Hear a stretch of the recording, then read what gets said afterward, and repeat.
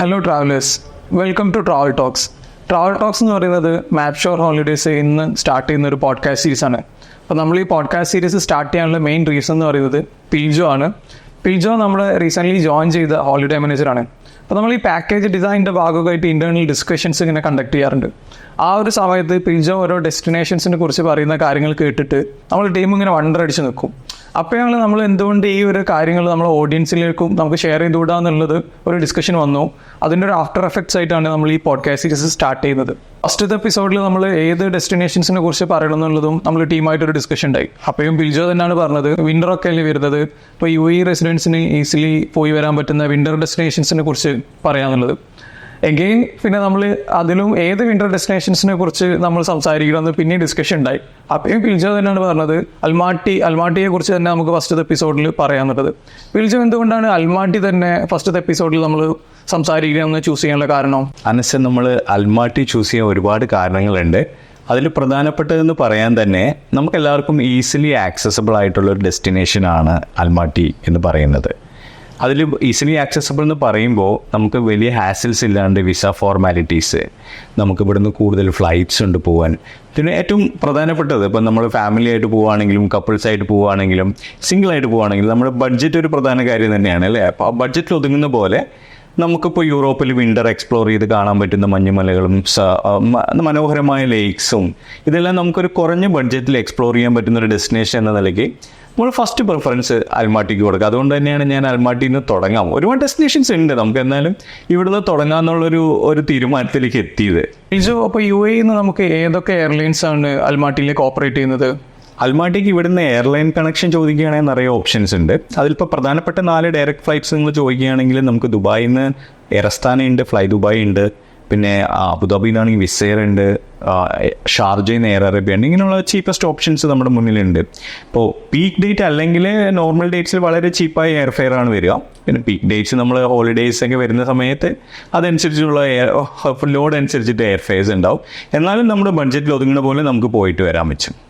ഈ 4 എയർലൈൻസിൻ്റെയും ഷെഡ്യൂളിംഗ് ഒക്കെ എങ്ങനെയാണ്? ഇപ്പോൾ ഫാമിലിയൊക്കെ ആയിട്ട് പോകുന്ന ഒരു സിനാരിയോ ആണെങ്കിൽ അതിൽ 1-2 പേര് വർക്കിംഗ് പീപ്പിൾ ആയിരിക്കും. അപ്പോൾ അവർക്ക് ഈ വീക്കെൻഡ്സ് ഒക്കെ ജോയിൻ ചെയ്തിട്ട് പ്ലാൻ ചെയ്യാൻ പറ്റുന്ന രീതിയിലാണോ ഇതിൻ്റെ ഒരു ഷെഡ്യൂളിംഗ് ഒക്കെ വരുന്നത് ഈ എയർലൈൻസ്? അതിൽ നല്ല ഓപ്ഷൻസ് ഉണ്ട്. നമുക്കിപ്പോൾ ഫ്ലൈറ്റ് ഓരോരുത്തരുടെ ടൈമിങ്ങിനനുസരിച്ച് ചൂസ് ചെയ്യാൻ ഈ എയർലൈൻസ് തമ്മിൽ അധികം ഫെയർ ഡിഫറൻസ് ഉണ്ടാവാറില്ല അധികം. അപ്പോൾ അതിൽ ടൈമിങ്സും അതുപോലെയാണ്. ചിലത് നമ്മൾ മോർണിംഗ് പോകുന്ന ഫ്ലൈറ്റ് ഉണ്ട്, ചിലത് ആഫ്റ്റർനൂൺ പോയിട്ട് രാത്രി അവിടെ എത്തി റെസ്റ്റ് എടുക്കുന്ന രീതിയിലുള്ള ഫ്ലൈറ്റ്സ് ഉണ്ട്. അപ്പോൾ നമ്മുടെ ടൈം ഷെഡ്യൂൾ നമുക്ക് അഡ്ജസ്റ്റ് ചെയ്യാൻ പറ്റുന്ന രീതിയിൽ തന്നെയാണ് എയർലൈൻസിൻ്റെ ടൈമിങ്. ഏർലി മോർണിംഗ് ഫ്ലൈറ്റ്സ് ഉണ്ട്. വെള്ളിയാഴ്ച വർക്ക് കഴിഞ്ഞിട്ട് ശനിയാഴ്ച ഏർലി മോർണിംഗ് ഫ്ലൈറ്റ്സ് പോകണമെങ്കിൽ അങ്ങനെയുള്ള ഓപ്ഷൻസും ഉണ്ട്. അല്ല ഉച്ചയ്ക്ക് ശേഷം പോകുന്ന അതിനുള്ള ഓപ്ഷനും ഉണ്ട്. അപ്പം നമുക്കൊരു എയർലൈൻസ് അത്ര വലിയൊരു പ്രശ്നമല്ല ഈ റീജിയനിൽ. പിൽജോ, ഈ അൽമാട്ടി എന്ന് പറയുന്നത് ഇപ്പോൾ റീസെൻ്റ്ലി ട്രെൻഡിങ് ആയ ഒരു ഹോളിഡേ ഡെസ്റ്റിനേഷൻ ആണ്. എന്താണ് അതിൻ്റെ ഒരു റീസൺ? അനസ്, അൽമാട്ടി അല്ലെങ്കിൽ കസാക്കിസ്ഥാൻ ആ രാജ്യം റീസെൻ്റ്ലി ആയിട്ടല്ല ഒരു ഹോളിഡേ ഡെസ്റ്റിനേഷൻ ആയത്. 2 വർഷം മുമ്പ് തന്നെ അത് സ്റ്റാർട്ട് ചെയ്തു അതിൻ്റെ ട്രെൻഡ്. കാരണം കുറച്ച് നാൾ മുമ്പ് വരെ നമുക്ക് ഇന്ത്യൻസിന് വിസ ഫോർമാലിറ്റീസ് ഒക്കെ ഉണ്ടായിരുന്നു. അപ്പോൾ ഈ അടുത്ത കാലത്ത് 2-3 വർഷം മുമ്പ് നമുക്ക് ബൈലാറ്ററൽ അഗ്രിമെൻറ്റ് വന്നു, ഓണറബിൾ വിസ ഫെസിലിറ്റീസ് വന്നു. അപ്പോൾ അവിടുന്ന് ആൾക്കാർ തനിയെ പോകാൻ തുടങ്ങി. അപ്പോൾ പോയി ഓരോ ആൾക്കാർ അതിൻ്റെ സൗന്ദര്യം മനസ്സിലാക്കി കഴിഞ്ഞപ്പോൾ പിന്നെ കുറേ വ്ളോഗേഴ്സ് പോയി, പിന്നെ കുറേ ആൾക്കാർ നമ്മൾ പോയിട്ട് അവർ റെഫറൻസ് കൊടുത്തു. അങ്ങനെ വന്നിട്ടാണ് ആ രാജ്യത്തിൻ്റെ നമുക്കിപ്പോൾ സോഷ്യൽ മീഡിയയുള്ള പ്രധാന പ്ലാറ്റ്ഫോം നമ്മൾ പോസ്റ്റ് ചെയ്യുന്ന പിക്ചർ ഇത്രയും ബ്യൂട്ടിഫുൾ ആയിട്ട് നീ സ്വിസ് പോയോ അല്ലെങ്കിൽ വേറെ ഏതെങ്കിലും യൂറോപ്യൻ കൺട്രി പോയോ എന്ന് ചോദിക്കുമ്പോൾ ഇല്ല ഞാൻ പോയത് അൽമാട്ടിയാണ്. അങ്ങനെ നമ്മൾ ആൾക്കാർ അറിഞ്ഞു വന്നു ഇത് ഇത്രയും സൗന്ദര്യമുള്ളൊരു രാജ്യമാണ്, അത് നമുക്ക് വിസ കൂടി ഈസിയാണ്, നമുക്ക് പെട്ടെന്ന് പോയിട്ട് വരാം എന്നുള്ളൊരു ഓപ്ഷൻ വന്നതോടെയാണ് അത് ട്രെൻഡിങ്ങിലേക്ക് മാറിയത്. പിന്നെ റീൽസ് എല്ലാം വരുമ്പോൾ ഓട്ടോമാറ്റിക് അത് ട്രെൻഡിങ്ങിലേക്ക് പോകുമല്ലോ. നമ്മളിപ്പോൾ അതൊരു വിൻ്റർ ഡെസ്റ്റിനേഷൻ ആയിട്ടാണ് സംസാരിക്കുന്നത്. അപ്പോൾ ഒരു ഫാമിലിയൊക്കെ ആയിട്ട് നമ്മൾ അൽമാട്ടിയിൽ പോവുകയാണെങ്കിൽ എന്തൊക്കെ ആക്ടിവിറ്റീസാണ് അവർക്ക് അവിടെ കാണാനുള്ളത്? അനസ്, നമ്മൾ അൽമാട്ടിനെ കുറിച്ച് സംസാരിക്കുമ്പോൾ അതിൽ വിൻ്ററിലും സമ്മറിലും ഡിഫറെൻറ്റ് ഫേസസ് ആണ്. നമുക്ക് കുറച്ചും കൂടി ഗ്രീനറി അല്ലെങ്കിൽ ബ്ലൂയിഷ് ലേക്സ്, ഗ്രീനിഷ് ലേക്സ് അതൊക്കെ എക്സ്പ്ലോർ ചെയ്യണമെങ്കിൽ നമുക്ക് ഏറ്റവും ബെസ്റ്റ് സമ്മറാണ്. വിൻ്ററിലേക്ക് പോകുമ്പോൾ നമുക്ക് ഒരു സ്വിസ്സിൻ്റെ എക്സ്പീരിയൻസ് നമ്മുടെ മനസ്സിൽ വരുന്ന ഒരു സ്നോയി മൗണ്ടെയിൻസ് എല്ലാം ഉണ്ടല്ലോ, അതേപോലെ പൈൻ മരങ്ങൾ, മഞ്ഞ് മൂടി പൈൻ മരങ്ങൾ, ഒരു പിക്ചർ പെർഫെക്റ്റ് എന്ന് പറയും നമ്മൾ. അങ്ങനത്തെ ഒരു സീനിക്കാണ് നോക്കുന്നതെന്നുണ്ടെങ്കിൽ വിൻ്റർ സീസണാണ് നല്ലത്. നല്ല സ്നോഫോൾ ഉള്ള സ്ഥലമാണ്. പിന്നെ നമുക്ക് സ്നോ ഫൺ ആക്ടിവിറ്റീസ് കുറേ റിസോർട്ട്സ് ഉണ്ട്. പിന്നെ ഷിംബുലാക്ക് പോലെയുള്ള മൗണ്ടെയിൻ ഉണ്ട്, നമുക്ക് കേബിൾ കാർസ് യൂസ് ചെയ്തിട്ട് പോകാൻ പറ്റുന്നത്. പിന്നെ മിഡിയോ എന്ന് പറയുന്ന സ്നോ ഫൺ സ്കീ ആക്ടിവിറ്റീസ് അല്ലെങ്കിൽ സ്നോ ഫൺ ഏരിയ ഉള്ള സ്ഥലങ്ങളുണ്ട്. പിന്നെ നമുക്ക് എക്സ്പ്ലോർ ചെയ്യാൻ പറ്റുന്ന ഒരുപാട് സ്ഥലങ്ങളുണ്ട് അവിടെ. നമുക്കിപ്പോൾ ഫാമിലി ആയിട്ട് പോവുകയാണെങ്കിൽ നമുക്ക് ഷോപ്പിംഗ് വേണമെങ്കിൽ ചെയ്യാം. അത് ഡൊസ്റ്റിക് പ്ലാസ പോലെ അല്ലെങ്കിൽ ഗ്രീൻ ബസാർ പോലെയുള്ള ഓപ്ഷൻസ് ഉണ്ട്. കുട്ടികൾക്ക് ഫണ്ണായിട്ടുള്ളതായിട്ടാണെങ്കിൽ അവിടെയുള്ള റൈഡ്സ് എല്ലാം ഉണ്ട്. നമുക്ക് ഈ പറയുന്ന മെഡിയോയിലായാലും ഷിംബുലാക്കിലായാലും. അപ്പോൾ നമുക്ക് ഫാമിലി ആയിട്ട് പോയാലും ബാച്ചിലേഴ്സ് ആയിട്ട് പോയാലും ഇനിയിപ്പോൾ നമുക്ക് നാച്ചുറൽ സീനിക് ബ്യൂട്ടി എൻജോയ് ചെയ്യുന്ന ഒരാളാണെങ്കിലും അവരെല്ലാം തൃപ്തിപ്പെടുത്തുന്ന രീതിയിലാണ് നമുക്ക് അൽമാട്ടി ഒരു പാക്കേജായിട്ട് നമുക്ക് ഡെവലപ്പ് ചെയ്യാൻ പറ്റുന്നത്. അതുകൊണ്ട് തന്നെയാണ് നിങ്ങൾ നേരത്തെ പറഞ്ഞ പോലെ ഇതൊരു ട്രെൻഡിങ് ഡെസ്റ്റിനേഷനായി മാറിയത്. ഇപ്പോൾ ഫാമിലി ആയിട്ട് നമ്മൾ അൽമാട്ടി പോവുകയൊക്കെ ആണെങ്കിൽ എന്തൊക്കെ മുൻകരുതലാണ് ആ ഫാമിലി എടുക്കേണ്ടത് ഈ ഒരു ട്രിപ്പിന്? അനസ് നല്ലൊരു ചോദ്യമാണ് ചോദിച്ചത്. കാരണം സാധാരണ നമ്മൾ പാക്കേജ് ബുക്ക് ചെയ്യുമ്പോൾ തന്നെ പാസഞ്ചേഴ്സിന് ഇതിനെക്കുറിച്ച് പറഞ്ഞു കൊടുക്കാറുണ്ട്. നിങ്ങൾ ഇന്ന കാര്യങ്ങൾ ചെയ്യണം, ഇന്ന കാര്യങ്ങൾ കൊണ്ടുപോകണം എന്നെല്ലാം. കാരണം നമുക്ക് അവിടെ ചെന്നിട്ട് എന്തെങ്കിലും ഒരു ബുദ്ധിമുട്ട് പാസഞ്ചർ വരുന്നത് നമ്മൾ ഒരിക്കലും ഇഷ്ടപ്പെടുന്നില്ല. അപ്പോൾ നമുക്കിനി അത് പാസഞ്ചേഴ്സിനെ എന്തായാലും ഇൻഫോം ചെയ്യേണ്ട കാര്യങ്ങളാണ്. ജാക്കറ്റ്സ് ഓഫ് കോഴ്സ്, നമ്മൾ പോകുന്ന ഒരു വിൻ്റർ സീസണിലാണ്, സ്നോഫാൾ ഉണ്ടാവും, തണുപ്പുണ്ടാവും, കാറ്റിൻ്റെ പ്രത്യേകിച്ച്. അപ്പോൾ ജാക്കറ്റ്സ് കൊണ്ടുപോകണം മാൻഡേറ്ററി ആണ്. പിന്നെ നമ്മൾ ചില ഫാമിലീസ് ഇൻഫാൻസിനെയൊക്കെ വെച്ച് ട്രാവൽ ചെയ്യുന്നവരുണ്ട്. ഇൻഫാൻസിനെ കൊണ്ടുപോകാൻ പറ്റുമോ എന്നുള്ള ചോദ്യത്തിന് കൊണ്ടുപോകാം. Of course, there is no issue, കൊണ്ടുപോകുന്നതിൽ ഒരു പ്രശ്നമില്ല. പക്ഷെ അവർക്ക് പ്രോപ്പർ കെയർ, അതായത് തണുപ്പ്, അവർ പെട്ടെന്ന് ചെറിയ കുട്ടികളല്ലേ, അപ്പോൾ തണുപ്പ് തട്ടാത്ത രീതിയിലുള്ള നല്ല വസ്ത്രങ്ങൾ, കട്ടിയുള്ള വസ്ത്രങ്ങൾ, ഷോക്സ്, ഗ്ലൗസ് എല്ലാം വെച്ചിട്ട് വേണം കുട്ടികളെ കൊണ്ടുപോകാൻ. പിന്നെ മുതിർന്നവരാണെങ്കിലും കുട്ടികളാണെങ്കിലും ശ്രദ്ധിക്കേണ്ടത് നല്ല ഷൂസ് കൊണ്ടുപോകാൻ പറയണം എപ്പോഴും. കാരണം നോർമൽ സമ്മറിൽ പോകുന്ന പോലെയല്ല, സമ്മറിൽ നമുക്ക് സ്ലിപ്പേഴ്സ് വേണമെങ്കിൽ ഇട്ടിട്ട് പോവാം. ഇവിടെ നമ്മൾ സ്നോഫാൾ അല്ലെങ്കിൽ സ്നോ മൗണ്ടെയിൻസ് എല്ലാം പോകുമ്പോൾ സ്ലിപ്പറി ആവാനുള്ള ചാൻസസ് ഉണ്ട്. അപ്പോൾ നല്ല ഗ്രിപ്പുള്ള ഷൂസ്, അതേപോലെ തന്നെ നനയാത്ത രീതിയിൽ, വെറ്റാവാത്ത രീതിയിലുള്ള ഷൂസസ് വേണം. കാരണം വെറ്റായി കഴിഞ്ഞ് കഴിഞ്ഞാൽ ഒന്നാമത് ഹെവി ആവും, രണ്ടാമത്തെ കാര്യം നാളെ യൂസ് ചെയ്യാനും പറ്റില്ല. അപ്പോൾ അങ്ങനെ ഒരു പ്രശ്നമുണ്ട്. അപ്പോൾ ഇങ്ങനെയുള്ള കാര്യങ്ങൾ ജാക്കറ്റ്സ് സിമ്പിളായിട്ട് കൊണ്ടുപോകുന്നത് നല്ലത്, ഇവിടുന്ന് അഡ്വൈസബിൾ ആണ് അതെപ്പോഴും. പിന്നെ അതേപോലെ emergency medications like cold, fever അങ്ങനെയുള്ള എന്തെങ്കിലും അസുഖത്തിനുള്ളത് നമുക്ക് ഇവിടുന്ന് നോർമലി യൂസ് ചെയ്യുന്ന പാരഡോൾ പോലുള്ള മെഡിസിൻസ് ഉണ്ടല്ലോ, അത് കൊണ്ടുപോകുന്നതാണ് നല്ലത്. അവിടെ പോയിട്ട് ബുദ്ധിമുട്ട് ഉണ്ടാവാണ്ട്. ഒരു ക്ലൈമറ്റ് ചേഞ്ച് ഉണ്ടാകുമ്പോൾ ചിലവർക്ക് ഉണ്ടാവാൻ സാധ്യതയുണ്ട്.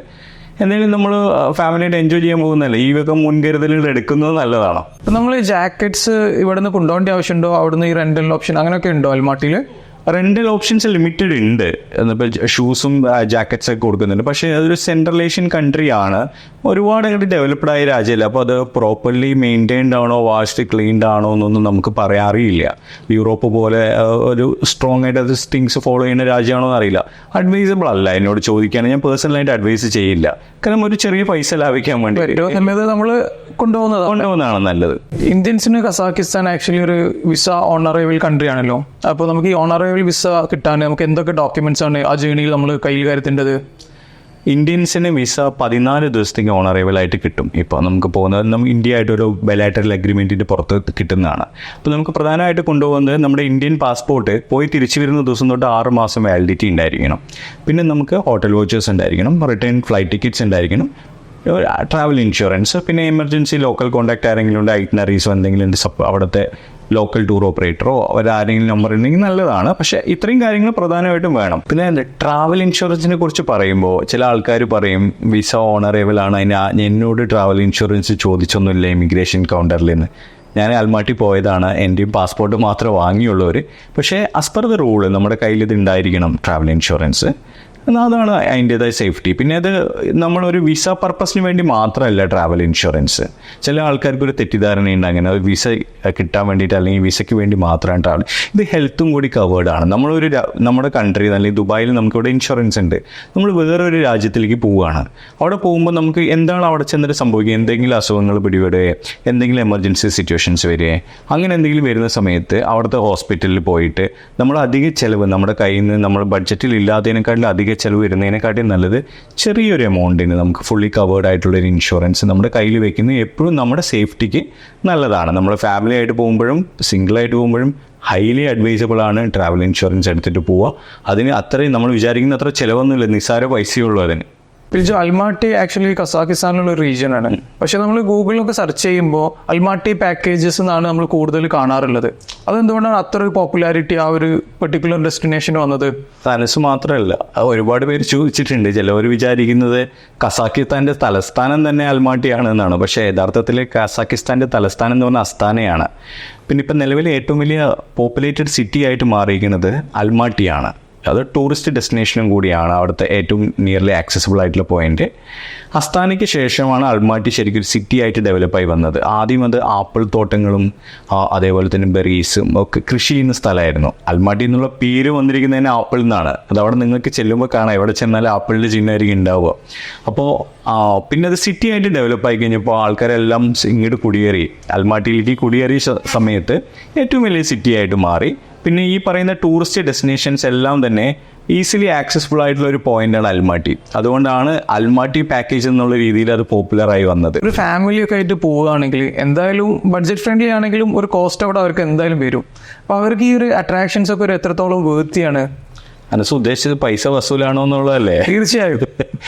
ഉറപ്പായിട്ടും നിങ്ങൾക്ക് പോകാം. കാരണം നമുക്കൊരു സ്വിസ് പോയി കാണാൻ, അല്ലെങ്കിൽ അതുപോലെ ഒരു യൂറോപ്യൻ രാജ്യം പോയി കാണാൻ പല ഫോർമാലിറ്റീസ് ഉണ്ട്. പ്രധാനമായിട്ട് ഷെങ്കൻ വിസ അപ്പോയിൻമെൻറ്റ്സ് കിട്ടുന്നില്ല, അല്ലെങ്കിൽ അത് കോസ്റ്റ് പാക്കേജ് വർക്കൗട്ട് ചെയ്ത് വരുമ്പോഴും ഫ്ലൈറ്റും ഹോട്ടൽസും എല്ലാം കുറച്ച് എക്സ്പെൻസീവ് ആയിരുന്നു. അപ്പോൾ ഒരു സാധാരണക്കാരൻ്റെ ഫാമിലിക്ക് അങ്ങനെ ഒരു എക്സ്പീരിയൻസ് കിട്ടണമെന്നുണ്ടെങ്കിൽ ഉറപ്പായിട്ടും കണ്ണും പൂട്ടി പറയാൻ പറ്റുന്ന ഒരു ഡെസ്റ്റിനേഷൻ ആണ് അൽമാട്ടി. കാരണം അതിൽ തന്നെ ഏറ്റവും ബ്യൂട്ടിഫുൾ ആയ ലേക്സ്, കോൾസൈ ലേക്സ്, ക്യാൻഡി ലേക്സ്, ചാരൻ കനയൻ, അതേപോലെ തന്നെ ഷോപ്പിംഗ് ആണെങ്കിൽ ഗ്രീൻ ബസാർ, കുട്ടികൾക്കുള്ള സ്നോ ഫൺ ആക്ടിവിറ്റീസ് ആണെങ്കിൽ ഷിംബുലോക്ക് മൗണ്ടെയിൻ, അതേപോലെ മീഡിയോ, അങ്ങനെ ഒരുപാടുണ്ട്. പിന്നെ നമുക്ക് എത്നോ വില്ലേജ് ഉണ്ട്. അവരൊരു കൾച്ചർ, അവർ നൊമാഡിക് കൾച്ചറിൽ വളർന്നൊരു ജനതയാണ് കസാഖ് ജനത.